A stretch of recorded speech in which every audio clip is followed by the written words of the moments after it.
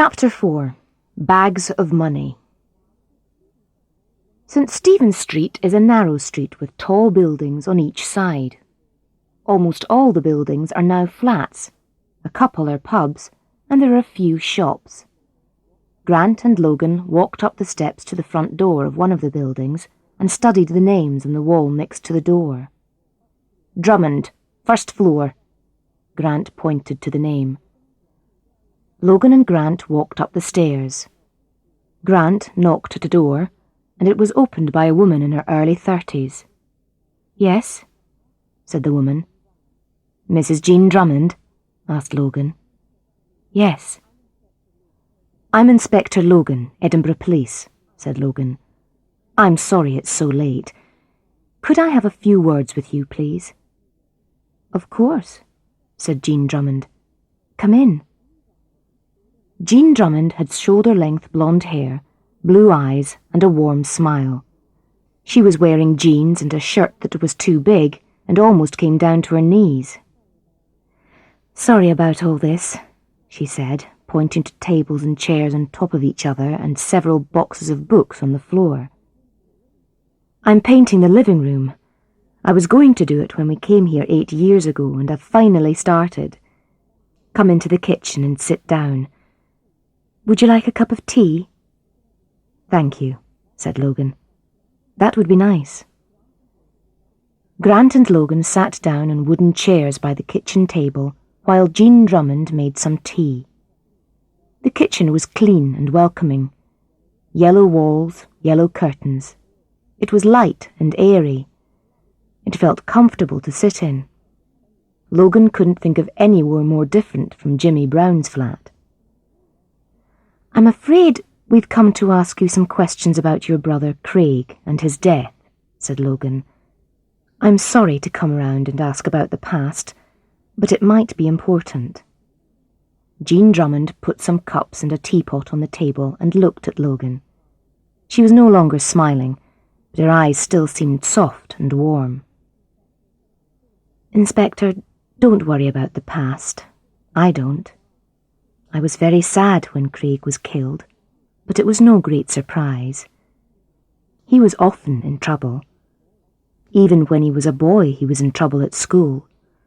By the time he was 14, the police were always coming round to our house to speak to him. I was sad when he died. Very sad. I mean, he was my brother and I loved him, but—" She stopped speaking and passed tea to Logan and then to Grant.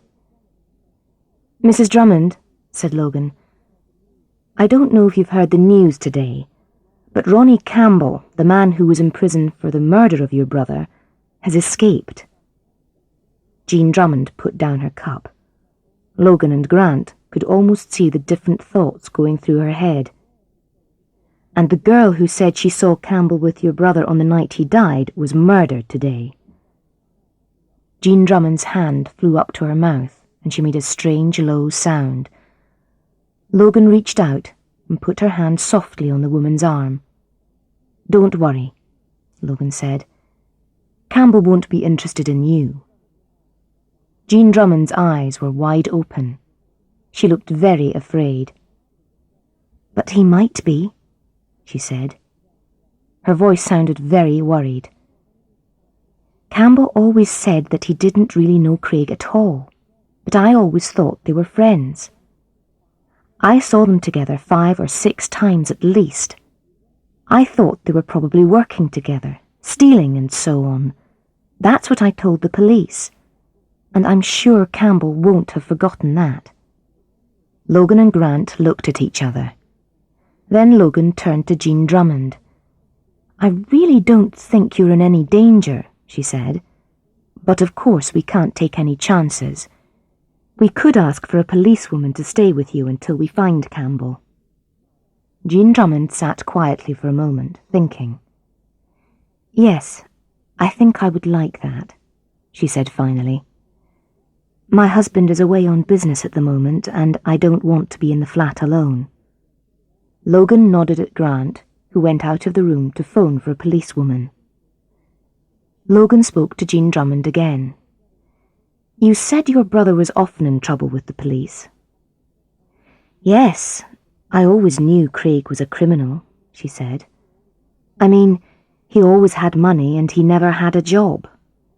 For a long time I thought he was just a small criminal, buying and selling things that were stolen, perhaps stealing things himself sometimes as well.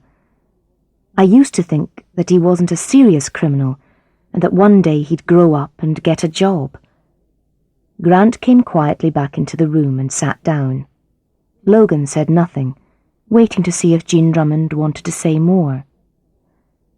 I haven't thought about Craig for a long time, said Jean, standing up and looking out of the window down to the street below. I always thought he would leave his life of crime. But one evening he came round to see me.